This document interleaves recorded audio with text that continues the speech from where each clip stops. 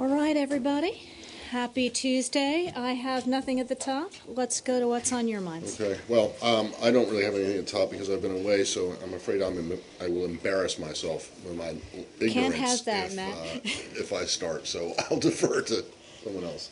Shall we start with Mali? We can. Perhaps? I wondered if there was an issue.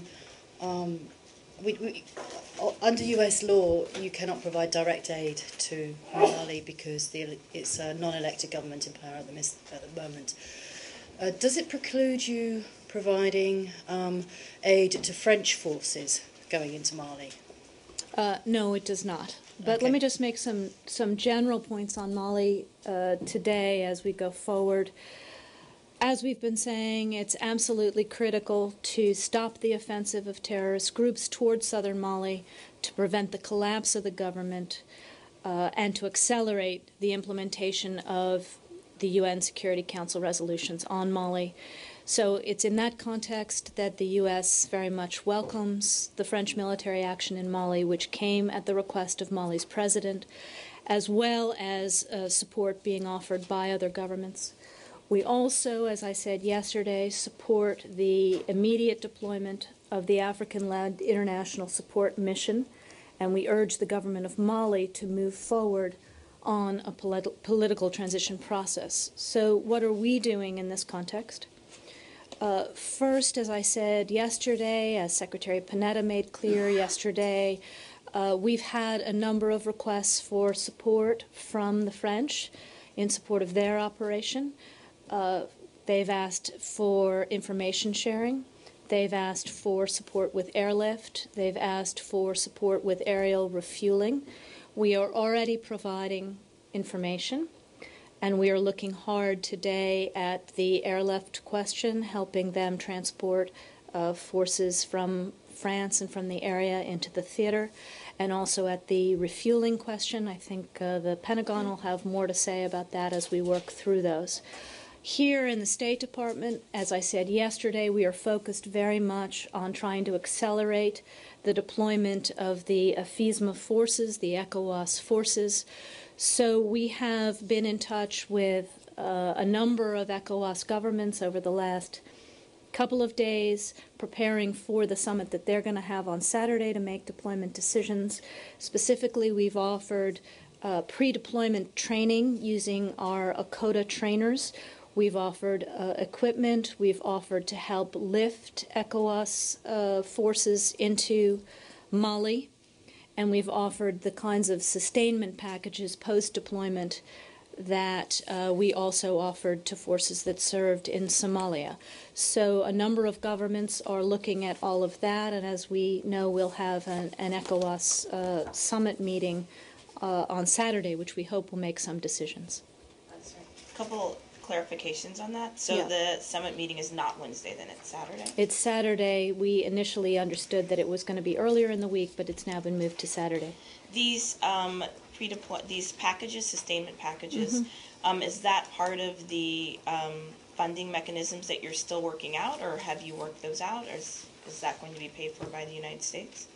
Well, more broadly, the funding mechanism for the UN mission is still being worked out, but we are assuming that the U.S. will be asked to contribute significantly, as we did to the Somalia operation. So to get a jump on that, we are using some of our existing funding that we already have in the budget, and we'll be going to the Congress for additional funding over the coming days. Do you have numbers for the existing funding already? I don't have any numbers I can share at the moment. We've got some $8 million in the budget currently. In terms of the additional ask that we're going to make of Congress, let us crunch through that a little bit. Let us begin working with them. Some of it's going to depend on what we ascertain the needs are when the ECOWAS countries step forward and we begin to send out the assessment teams with regard to needs. Sorry, just a couple more questions. In the pre-deployment, will that be in the home countries of these ECOWAS, or will they go to Mali and then the ACOTA trainers will train them? Traditionally, the way this works, a country identifies itself as being willing to send a battalion, some aircraft, whatever they're contributing. Our ACOTA teams then go in and work with the government in the home country to assess the needs, whether they're training needs, whether they're equipment needs, whether they're logistical needs, and we work together bilaterally in support of the larger mission before they go in, and then we help lift them in and we provide the sustainment packages wherever they need them, either directly to country or outside coming in. And it doesn't violate U.S. policy for the U.S.-funded ECOWAS troops to fight alongside Mali troops. It does correct? not. We are precluded under the counter-coup restrictions from funding a military that has been involved in a coup until democracy has been restored, but we're not precluded from assisting allies and partners in trying to restore security to that country. What would you say the ultimate goal now is of this? Is it just to push back the offensive that began last week, or is it actually now to jump ahead and try and get rid of the rebel groups for good from the region? Well, the French have spoken to the scope of their mission. I think President Hollande had some comments today with regard to how they see the role that they're playing. Over time, obviously, the international community's goal, as spelled out in the UN Security Council resolutions, is not only to help the government of Mali rout the terrorists who've taken up control of too much of the north of the country, but also to be able to restore security throughout the country and to restore democracy. We've talked about the fact that there's no purely security solution to this problem. There also has to be a democratic solution which heals the country and addresses some of the grievances that make these populations in the north vulnerable to the siren song of terrorists. Yeah. The French today made a particular call to the Gulf Cooperation Council countries for help. What kind of help could they provide? The French did? The French did. I know you're not the French, but in your opinion, what could the Gulf Cooperation Council offer in terms of help? Is it financial or military or what? Frankly, Saeed, I don't know what they asked specifically of the GCC, but I would refer you to the French for what they think the GCC can help them with. You believe that they are calling on, let's say, the GCC versus, let's say, the Maghreb countries for political reasons? Again, I'm not going to get into the French relationship with GCC countries, but I think all of us in the international community need to play any role that we can in rolling back the threat inside Mali. Right. This is a very elementary question. Please. What is a sustainment package? Sustainment package generally, once forces have deployed, and I'm now getting into DoD's territory, and I don't want the brothers. Sounds like military speak for something that could be either cash or it could be food. Could be, what is a sustainment? Again, this is under our foreign military assistance programs that we run here. It generally refers to replenishment of ammunition, replenishment of spare parts. Can be anything from boots to tents to ammo, etc., as units that have been in the field begin to need replenishment, if you will, of anything from beans to bullets. But it includes lethal support. It's not food. It can be food if they need food, but it can also be parts, equipment, ammunition. Okay. Scott? Was there discussion of the ECOWAS approach between the Secretary and the Liberian President in their talks this morning? There was. Mali was very much a subject that was discussed, and the upcoming ECOWAS summit, the Secretary did outline the support that we are prepared to offer to ECOWAS countries, as she did make clear that we support the French forces and that we are looking at how best to respond to the requests that they've made as well. Up until now, the country, actually, Mali was actually considered pretty progressive politically. What happened? Are there larger lessons to be drawn from this? Well, I don't know what you mean by pre-progressive, Jill. Well, that's not a word that I... they seem to be functioning as a government. Is there? I guess what I'm asking is, in that particular area where you have Al Qaeda and you have other groups, is there a larger lesson to be drawn from how this very quickly devolved into a very bad situation? Well, I think, the Secretary's been clear for more than a year now about her concern about al-Qaeda's efforts to make inroads into various countries in that part of the world, and particularly the threat posed by al-Qaeda in the Maghreb. If you got a chance to see what the Secretary of Defense said yesterday, he also talked a little bit about the squeeze the balloon phenomenon, if you will, that they have been increasingly squeezed in Yemen, in Somalia, even in Libya, such that they're looking for new safe havens. So in all of the travels that the Secretary has had in West Africa, she's spoken about not only this threat, but the Boko Haram threat in Nigeria and the risk that they link up. You remember that we were in Algeria, and this was very much a subject not too long ago. So I think, we've all been watching this with concern, and particularly after the coup, when the only result of the coup was to immobilize the government in Bamako, both politically and in security terms, so that they were increasingly less able to combat the slow takeover of some of these towns. But obviously the turning point came when the rebels began moving significantly towards Kano and were on the road to some of these southern towns that are very strategically important. So I think it was at that point that the government of Mali asked for French help, etc. It has been, just to take Jill's point, though, it has been a pretty stunning fall from grace for Mali. I mean, 10 years ago, they were a founding member of the Community of Democracies. They, several secretaries of state traveled there. It was hailed as a model for other African countries coming out of, post-colonial unrest or for tribulations. So, I mean, is it the U.S. administration? Is it the administration's position that this happened solely as a result of the coup? No, I mean, I think first of all, to agree with you, it is for all friends of Mali. It's a great tragedy to watch what's happened to the country.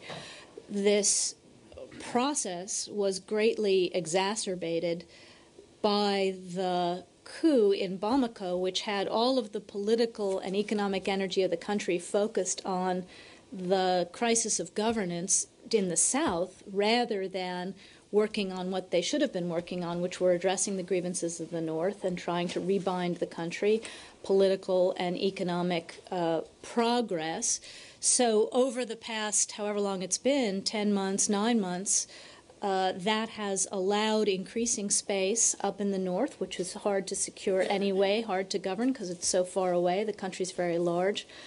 For the terrorist groups to make inroads and for the Mali government to be divided among itself, the Mali military to be divided among itself, rather than confronting the challenges in the country. So if there's a lesson here, it's that coups, political coups, take countries backwards, and that any effort by terrorist groups, particularly regionally based ones, to make inroads into ungoverned spaces has to be confronted firmly by the government, and if that can't happen, then there has to be international support. Not to get too into the weeds with this, but let's try. Well, it's just, I think it's important because isn't it true that the rights of the Tuaregs were not protected sufficiently so that they, were in opposition to the government, and then in effect their movement was co-opted or taken over by Al-Qaeda?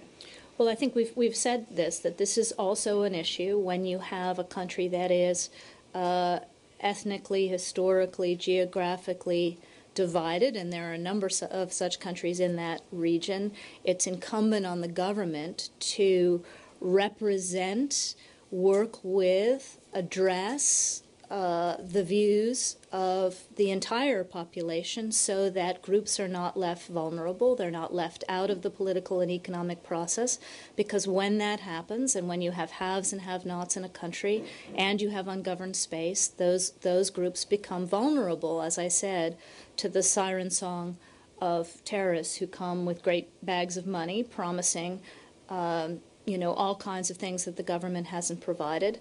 And ultimately just bringing more violence and more misery. So, yes, rather than fighting among themselves politically and in security terms in Bamako, they should all have been focused on addressing the the grievances in the country and trying to create a stronger, more stable Mali. So it is quite difficult and tragic, and we all have to work with them now to try to get back to where they deserve to be.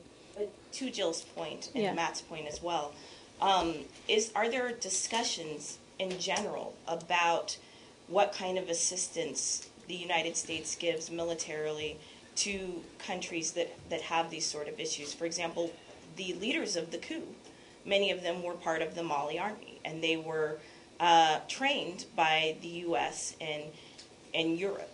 Are there discussions about whether you can have better training for the military and for the security sector while not also backing up or funding or requiring the government to live up to that type of professionalism? Well, first and foremost, starting with the fact that we are now unable to support Malian security forces directly at all because they were involved in a coup and we haven't yet had a restoration of democracy. So it's enshrined in American law that we can only work with militaries that support the democratic process and not with those who undermine it. That said, of course. The coup, the argument that... Can you let me address your question? Yeah.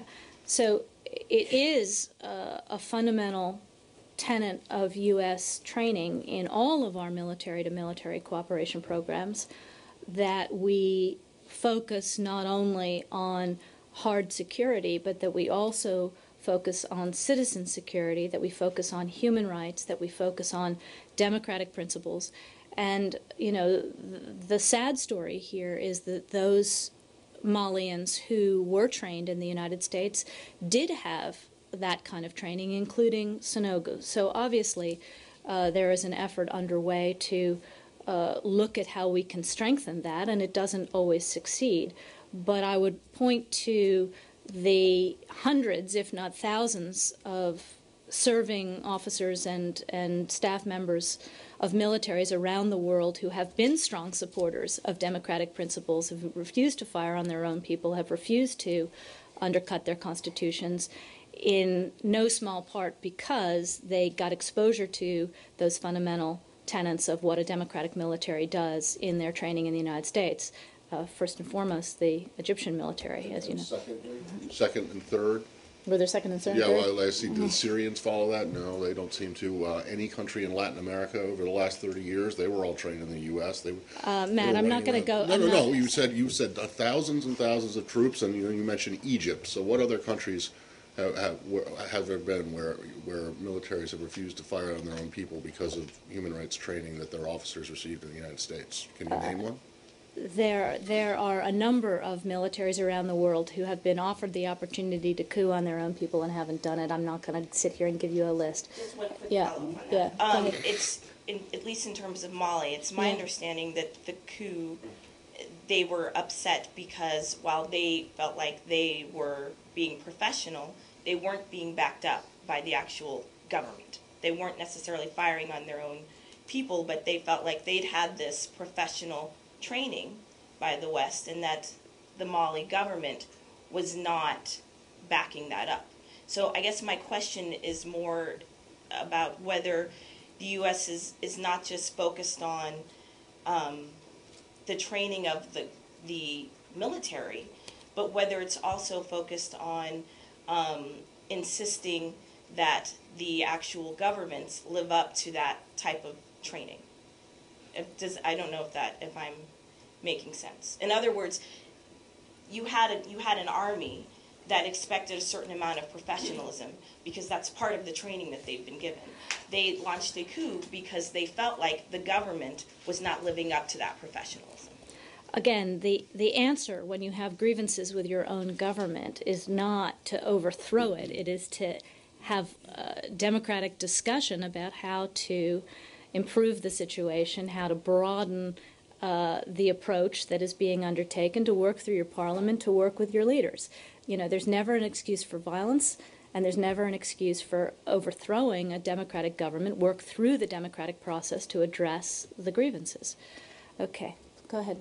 When you talk about overthrowing a democratic government, how are you viewing the situation in Pakistan where a mass rally in Islamabad is calling for the government to wrap up. The Supreme Court has issued orders for Prime Minister's arrest. Do you have a comment on that? Well, we're obviously not taking a position with regard to the march and all of those, the various issues, political issues that the marchers are out in the streets for. What we have said is, as we say around the world, we want to see any kind of demonstration remain peaceful, and that the government protect the right of people to a peaceful protest, and that the protesters remain peaceful in the way they approach things. But with regard to the larger question of political future of Pakistan, that's an internal issue for Pakistanis to resolve, as long as it is resolved in a just and transparent manner that protects the Constitution, protects the rule of law. You know what we've said consistently, that we stand strongly in favor of a democratically elected civilian government in Pakistan, and will continue to do so. But does the situation where the government is almost paralyzed affect your ability to talk to the Pakistani government and work on the issues that you have been working through during the last few months? Well, we've been talking to the Pakistani government throughout this period. I think you know that Foreign Minister Carr is in New York today, and Ambassador Rice will have a chance to meet with her, so we're continuing. Our lines of communication are very much open. Will the situation in Pakistan also be a topic of discussion? My understanding is that Foreign Minister Carr is coming primarily because Pakistan is going to take the chair of the council, so I assume that the conversation will focus primarily on UN and multilateral issues, but I will refer you to US-UN to give you a readout after the meeting. Have you issued any new security or other kind of instructions to the embassy staff? Who is the ambassador in touch with in the Pakistani government at the moment? Well, the ambassador's been very active, as you can imagine. I'm not going to get into details of his diplomacy. The embassy, though, because of the march and the large number of people in the streets, the embassy has been closed for public services yesterday and today. We anticipate it'll also be open tomorrow.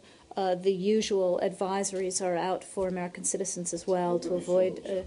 Will be closed for public services tomorrow as well because of the number of people in the streets, and the usual advisories for Americans to stay away from crowds, etc., are out. Just one last one. There are some sections of the media in Pakistan and certain political parties who are saying that the U.S. would also welcome any change that is caused by this rally or any other means because it has lost confidence in the Pakistan government's ability to deliver. Do you have a comment on that? That is not our view. Our view is that internal political issues in Pakistan need to be resolved by Pakistanis, as I said, in a just, transparent manner that accords with the rule of law. And as I also said, we stand strongly in favor of a democratically elected civilian government in Pakistan. We have for a long time, and we will continue to. From the embassy met Dr. Tahir Qadri, who is leading this mass rally? I don't have anything for you on that one way or the other. It sounds like he's a pretty busy guy at the moment. Was there still on this? Yeah, you said that you didn't want to comment on the broader political issue, and then you laid out the principles, rule of law, respect for the Constitution, etc. Do you have a view on the narrower question of whether the Pakistani Supreme Court's ordering the arrest of the Prime Minister may have been a politically motivated act? Our only comment on any of this today is to say that these issues have to be resolved among Pakistanis in a democratic and transparent manner. Well, do you regard, I mean, I think it's a serious question because there are cases of what State Department spokespeople themselves say they regard as politically motivated prosecutions, right? And when the Supreme Court orders the arrest of the serving Prime Minister of a country, it is a natural question to ask. Is that a question you yourselves are asking yourselves? You know, is this politically motivated? Or is it not even a question that occurs to you? It's just the march of justice in a democratic society? My understanding is that this was rooted in a long case that, based on charges that were made some time ago, we are not in a position to evaluate the merits of the case one way or the other. If that changes, we'll let you know. Please, yep. As you have had the last couple of days to evaluate, do you still see value in Mr. Brahimi's efforts? We do still see value in his efforts. We do continue to support what he's trying to do. It's never been an easy mission. He, as you know, plans to continue his consultations. He's going to be meeting some of the opposition leaders in the coming days and weeks, and he'll also be having more consultations with the regime, and we'll see where we go from there. Although that the Syrian government seems to have closed the door, basically, on his, access and welcome to Syria. Well, I think we have to see what happens the next time he tries to go. Okay, and his predecessor, Kofi Annan, said that he did not get the proper support from anyone, including, the permanent members on the Security Council. Do you agree with that? Well, we were also extremely supportive of what Kofi Annan was trying to do. It's obviously been a difficult mission. It's been difficult for all of us. Nobody would say that the situation in Syria has been easy. Would you say that all permanent members of the Security Council were fully supportive of Kofi Annan? Well, we obviously had different views, as you know, and that was evident in the 3 vetoes that we had. And finally, if I may ask, there are some reports that you have concluded, or you have reports, whatever it is, intelligence or otherwise, that suggests that Syria is really headed towards becoming a failed state. That, in fact, the elements that are there now sort of suggest that very strongly. I think all of the efforts that we've been undertaking over this whole period are designed to prevent that, to try to get the bloodshed ended before the fabric of the society and all of the institutions are destroyed. The Secretary has been quite eloquent in talking about the risks here, and we will continue to support the Syrian people in their effort to have a better future and to get another chance at rebuilding their society in a democratic way. Can we go Please. a little bit Yeah. south? Yep. In Egypt, I'm wondering if you have any thoughts about these comments that President Morsi made before he was president that were strident, shall we say, and vitriolic against Israel and Jews, and even the U.S. President Obama. What do you think of them? And two, are these the words, as a leader who says something like this, can you really honestly expect him to uphold a peace agreement with people that he describes as the descendants of pigs and apes? Well, we obviously strongly condemn the remarks attributed to then Muslim Brotherhood leader Morsi in 2010. The language that we've seen is deeply offensive. We completely reject these statements, as we do any language that espouses religious hatred. This kind of rhetoric has been used in this region for far too long. It's counter to the goals of peace, and we want to see President Morsi make absolutely clear to his own people, to the international community, that he respects people of all faiths, and that this type of rhetoric is not acceptable or productive in a democratic Egypt from its president. So we are obviously raising our concerns with the Egyptian government. What I would say is that since he has been president, President Morsi has reaffirmed again and again Egypt's commitment to the peace treaty, to working with in both word and deed. He's been willing to work with us and with Israel on shared objectives, including the ceasefire in Gaza.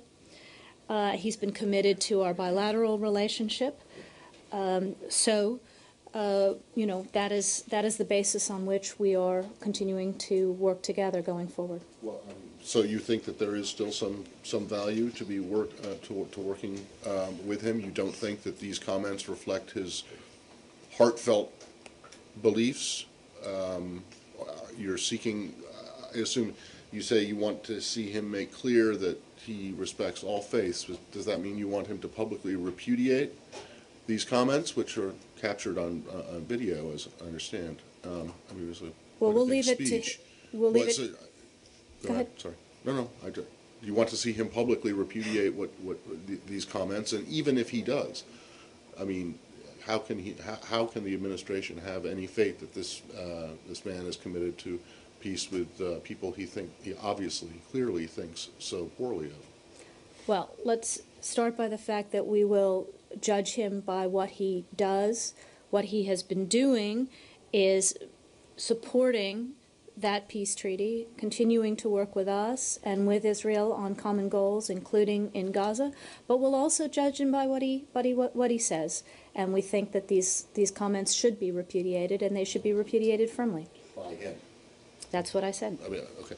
So you are calling on him to retract, apologize, or repudiate? I think I said it pretty clearly, that he needs to make clear that he respects people of all faiths and that this type of rhetoric is not acceptable in a democratic Egypt. So, in other words, I just want to make absolutely clear. You detest, you abhor the comments that he made, but since he's been president, you haven't seen anything from him that would suggest that he is anything other than committed to the peace treaty with Israel. He's reaffirmed his commitment to it several times. He's been acting in a manner that upholds that commitment. So as odious and deplorable as these comments are, you have not seen them manifested at all since he's in his actions while he's been president? We have not, but we still think that he needs to make clear his views. Okay. Can I turn the coin around? This is about Israel now.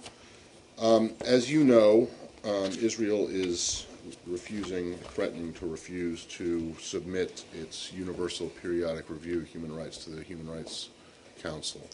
I'm wondering how strongly you think that this is a bad idea. What have you been telling the Israelis about it? And do you think that they should participate, even though the council, you have problems with the council, and they have serious problems with the council? Matt's referring to the fact that in the Human Rights Council, that all states are reviewed every 4 years. The U.S. submits to these kinds of reviews as well. We think it's important for all UN member states to appear for their own universal periodic review. Frankly, this is an opportunity for that member state once every 4 years to report on its own views of the human rights situation inside of its country and to receive non-binding expert advice and recommendations on how to improve those conditions. We do it. We find it useful to us. That said, we've also consistently registered our opposition to the Council's consistent anti-Israel bias. It doesn't serve the interests of the Council to single out any one country in an unbalanced manner. But nonetheless, we think it's in Israel's interest. Obviously, they'll decide their own interests, but we think that Israel, like all countries, serves itself by coming and appearing. When you say that that you have been consistently opposed to the Council's anti-Israel stance, and yet you still think the Israelis should do this, you mean to say that this is not necessarily an anti-Israel exercise? Well, the exercise itself is something that all UN member states, including the United States, are asked to submit to every 4 years. The question, obviously, is when the report is issued, whether it is balanced, etc., and whether, in the context of the information that is gained from it, the Human Rights Council behaves towards that country in a balanced manner. Right. No, I understand. But you're telling the Israelis, look, just appearing or participating in the UPR isn't necessarily an anti-Israel exercise. We don't consider an anti-U.S. exercise when we do it, if that's right. what you're Okay. asking. So it's not an anti-anyway. What happens after that might be, but the actual participation in it is not. That's your argument to the Israelis? Our argument to them is that we think any country, rather than having the thing go by without them participating, serves its interests by actually appearing and representing its views. Okay, and then just on the contacts that you've had with Israel about this, where have they, what level have they gotten to, and what have you warned the Israelis that the consequences, whether they be real consequences or just reputational, what kind of consequences have you warned them of if they go ahead and boycott? I don't think we've spoken about consequences, and with regard to our view on what they ought to do, I think this is something that we do at the embassy level. Victoria, Yeah. you're not suggesting that the Human Rights Council has been biased against Israel, are you? Yeah, we do. We are. We are. As we have consistently said, we have always been clear that we consider that the disproportionate and biased opposition to Israel within the Human Rights Council further politicizes that body and doesn't serve the interests of the Human Rights Council. We've said that all along. As you know, almost every year we have to take issue with something that comes up in the Human Rights Council with regard to Israel. Why, if you feel that way, what is the value of doing that or asking Israel to appear before the council or submit a report? I think I just went through this, that they're going to do a report on every country once every 4 years. That country serves itself better by appearing and making its own case than being silent and letting this go forward without them. That's our view. On the same topic, in the last over the weekend, the Israelis forcibly moved Palestinians who tried to reclaim an area taken from them for a settlement in the E1 area in Bab Shams. You have any comment on that? We've obviously been aware of recent developments in E1.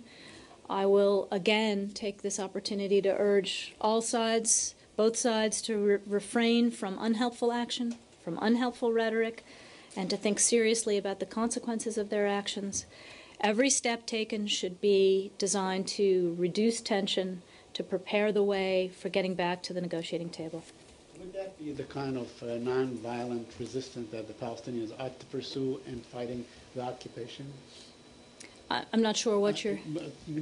Taking action like that, going to areas and pitching tents and staying up there and do temporary housing and staying on land without resorting to violence. That would be the kind of action that the Palestinians ought to do in sort of undoing the occupation?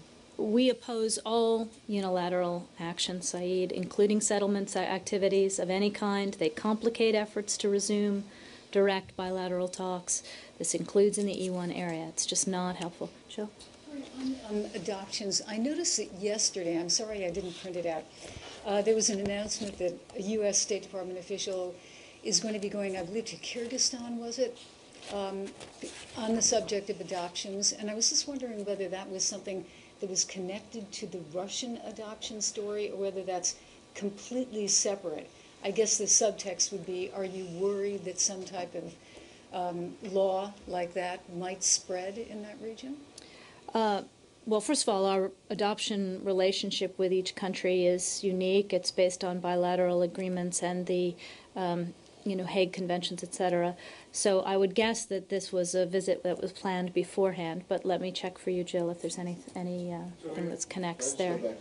Yeah. It's not a settlement question per se, but do you have any comment on the situation of these Palestinian villages in South Hebron Hills?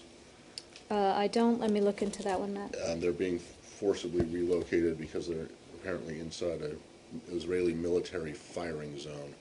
I don't have any information on that one. If you have anything to say, I'll share it with you tomorrow. Question on the adoption. Let's just stay with adoptions and we'll go to Mr. Lee. Go ahead. I believe we mentioned last week you were holding a conference call with some of the families, and you said that you'd update us if you could on that. Could you just tell us where we are and whether your figures have changed and what the latest discussions have been with the Russian authorities? Well, I think I'm not going to go through every twist and turn in this because we are obviously now working intensively with the Russians to try to work through what we can do about these cases that were already in train. I don't think it serves the interest of that process or the kids to be going through it publicly here, Joe. So, as we work through that, if we come to any kind of resolution that we can talk about, we'll obviously get back to you. But you understand that our intent is to have as many of these children able to join loving families as possible. Do figures go up or come down as a result of that? I don't have any new update on figures. This was less information gathering on the cases because we do that through the website, and this was more a general updating of families of the action that we were trying to take and timelines and we also had some advice to families, some of whom had people sitting in Russia trying to process things as the law came into force. So it was more about how to work with us during this period.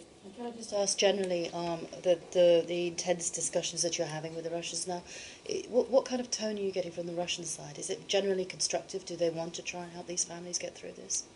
Again, I think it doesn't serve the process for us to be putting you inside the room. Let us try to work it through in the interest of the children. Mr. Lee? Sure, this gentleman has been waiting for a long time. Can I ask after him? You can go first. Please. Please, thank you, Victoria. I want to go back to Greece. I asked you yesterday a question. There are some people in Greece that they believe that what we see in Athens right now, it's a comeback of terrorism. What is your comment on this? I don't have anything further to what I said the other day, which is that we condemn violence of any kind. If there are economic grievances, if there are political grievances, they ought to be addressed in a peaceful manner. But I'm not going to get into characterizing. Okay, and another question. How is your cooperation with Greece on this issue, on the issue of terrorism? On counterterrorism cooperation Yes. has been excellent for, at least a decade and a half. Mr. Lee? You're not tired yet. I am never tired. One of my Let feet me- is asleep, but other than that, we're Let fine. me ask you about Japan. Yeah. Japan's new administration plans to increase defense budget, military budget, and is apparently seeking more activity of its self-defense forces abroad. But neighboring countries like China and South Korea seem to be concerned about the move. So what's the State Department's former stance, position on Japan's move? Well, obviously, we're consulting with the Abe government on the direction that it wants to go on a whole variety of things. We look forward to having new Foreign Minister Kishida here on Friday. I think you know that we have Assistant Secretary Campbell and a delegation in Seoul today, and then they'll also be, I think they're in Tokyo tomorrow. So I don't think we're going to comment on some of these press reports out of Japan about what the government might do until we get a chance to talk to the government. What I would say, though, is that Japan is a treaty ally of the United States. We work together very intensively on the security of Japan, the security of the whole Northeast Asian region. Similarly, the Republic of Korea is a treaty ally of the United States. We work intensively on security of the Korean Peninsula, security of the region, and we work very closely with our two treaty allies together, Japan and Korea and the United States, to maintain security in Northeast Asia. So it's very, very important in this period where we have a new government in Japan, where we have a government elected and getting ready to come into office in Korea, that we continue those bilateral consultations and the trilateral consultations on how to keep that neighborhood safe, and we will do that. One more, please. Yeah. Cut Campbell is in, like you said, is in Seoul. Mm-hmm. He's going to meet with President-elect Park Geun-hye of South Korea later today. So what's going to be his main message for her? Well, I obviously am not going to preempt Assistant Secretary Campbell before he has his meetings, just to say that he's in Asia with Assistant Secretary of Defense Mark Lippert and National Security Council Senior Director for Asia Dan Russell. As I said, this trip to Japan and Korea is an opportunity to consult with new governments. In Korea, he's going to be consulting with the sitting government, but he'll also have a chance to see Madam Park's transition team, talk about a range of issues. I'm sure we'll talk about the security relationship, the political relationship, and the economic relationship going forward, but I will let you know what I have after they come out of there. Let's see what I already have. Yeah, they had a productive meeting with the Minister of National Defense, Mr. Kim. In that context of that, they discussed the regional security situation, how we can further strengthen and modernize our alliance on the eve of its 60th anniversary. And tomorrow they'll continue their meetings with the government and with the Park transition team. Yeah. Please, still in Asia? Yeah, go ahead. On DPRK, Senator John Kerry, if my memory is correct, he wrote an OPED in LA Times in June of 2011, criticizing the current policy toward North Korea is not working, and he thinks the best way is to find a different approach, and the best way is direct engagement with North Korea. Now that Campbell is in Seoul, and the South Korean first woman president, she mentioned that she might want to consider a change of the policy toward North Korea. I just wonder, is there any discussion within the administration to have a policy review on policy toward North Korea? Thank you. Well, as I said, I think this is an opportunity with Kurt Campbell being in Seoul today with Danny Russell and Mr. Lippert to hear both from the government and from the Park team what they are thinking moving forward, and to make sure that we are working together, as we always do, on the issues involving DPRK and on security in the region. So, to my knowledge, there's no policy review planned here. You know where we are on all of these things. We've been clear about that in the context of our concerns about the DPRK's course. New topic. Can you give us a readout on the Colombian foreign minister meeting with Secretary Clinton? Yep. See if I can find it here. Maybe I'll put it in the front. So I was not in that meeting. My colleague Mike Hammer went up to it, so let me see if I can find the notes that I had. Let me just say generally that they obviously spoke about the broad and deep relationship that the U.S. and Colombia have, both bilaterally and on regional issues. It was a chance for the Secretary to get updated on the peace talks that the Colombian government is conducting with the FARC. Here we go.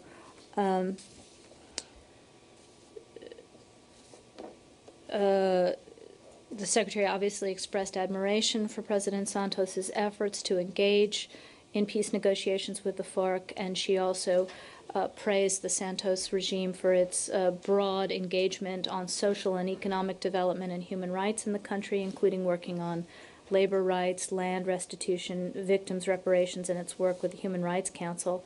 They also had a chance to discuss the potential for change in Venezuela, where both countries indicated that a political transition of any kind needs to happen in accordance with the Venezuelan constitution, needs to be transparent, needs to be democratic. And the Secretary also reiterated the U.S. support for Colombia's accession to the OECD and commented positively on the potential for the Alliance of the Pacific, where Colombia plays a strong role. And read out with the meetings with Senator Lula, please. Let me see what I've got there. I think I've got something.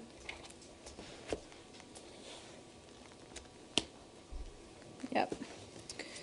So, Under Secretary for Foreign Affairs, Feridun Sinirlioglu was in the department yesterday. He had meetings as part of our ongoing consultation with Turkey. He met with Deputy Secretary Burns. The Secretary had a chance to stop in and say hello to him during that meeting, as well as Assistant Secretary for Europe and Eurasian Affairs Phil Gordon, Assistant Secretary for Near East Affairs Beth Jones, and Special Envoy for Energy Affairs Carlos Pascual. They obviously talked about Syria, as we always do. They talked about Iraq and the importance of international solidarity in Iran and efforts to promote Middle East peace.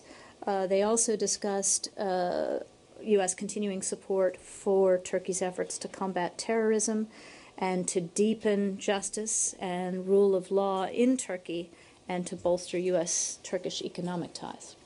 Mr. Ayalon also was in the building yesterday. And Sorry? Mr. Danny Ayalon, the Deputy Foreign Ministry, the Israeli Deputy Foreign Ministry, was in the building yesterday too. And he met with Mr. Burns too. Did you raise the Turkish-Israeli relations in the meeting too? Well, whenever we meet with Turks, the issue of Israel usually comes up, and whenever we meet with Israelis, the issue of Turkey usually comes up. So I don't have anything specific on the Ayalon meeting, but usually we are as allies of both countries trying to support increased dialogue and better relations between them. Please. For you, Ms. get you off there. Chomiak. The House said Secretary Clinton will come down on the 23rd. Does that coincide with your day planner? It does. It does. And what about the Senate? Again, I think we're going to let the Senate speak for itself, so I would refer you to them. And do you have anything on Kerry's own hearing? Again, I'm going to send you to the SFRC for them to make that announcement. Thanks. Please. Can you provide any update or details on Rose Gottemeyer and Tom Countryman's arms control non-proliferation meetings this week in Europe? What was talked about with the United Kingdom for Countryman? I don't have. Tom is here today, so I'm not sure. Were these meetings today? I think they were earlier this week, or they were listed in the schedule for this week. Okay, let me take that and see if we can get you anything specifically. Yeah. I just need to go back to Egypt for 1 second. Yeah. And Morsi's comments, if you want to grab that page. It's very brief. Should the Egyptians expect some kind of a deterioration in relations if these comments are not repudiated? I think our hope is to be able to make our views clear and to see the kind of action that I've called for here so that we don't have to get into all kinds of hypothetical scenarios. And in your conversations with the Egyptians about these comments, whether with him or his aides, have you told them about what the reaction is going to be to these comments on the Hill, and the likely uproar that they're going to cause, along with calls for reduction or elimination in funding, that kind of thing?